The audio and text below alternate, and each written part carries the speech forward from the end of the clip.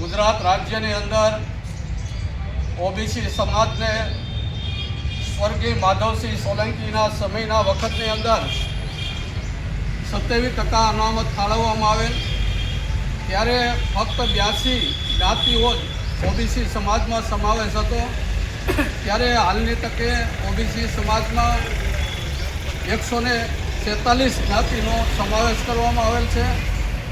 ત્યારે આખા ગુજરાત રાજ્યની અંદર કોળી ઠાકોર સમાજની ખૂબ જ મોટી વસ્તી હોય, કોળી ઠાકોર સમાજની વસ્તીની પ્રથમ ગણતરી કરવામાં આવે અને વસ્તીના ધોરણે જે ઓબીસીના હક મળવા જોઈએ તે પ્રમાણે ઓબીસી સમાજને જેમ બીજા રાજ્યની અંદર તેલંગાણા છે, અન્ય રાજ્યોની અંદર 54%, 50% જેવી અનામત ફાળવવામાં આવેલ છે।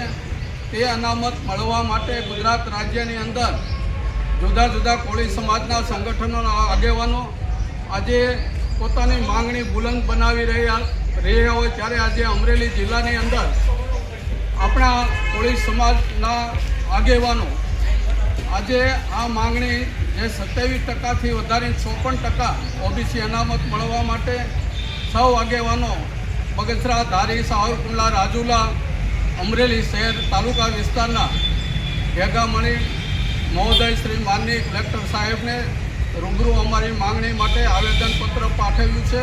તે આવેદનપત્ર સરકારશ્રીમાં અમારી રજૂઆત માટે મોકલવા વિનંતી કરેલ છે અને ભવિષ્યની અંદર કોળી ઠાકોર સમાજની જે માંગણી છે તે પ્રમાણેની જે અનામત મળવાની અપેક્ષા છે તે પ્રત્યે સરકાર પૂર્ણ વલણ દાખવશે તેવી અપેક્ષા રાખીએ છીએ। જય હિન્દ, જય ભારત।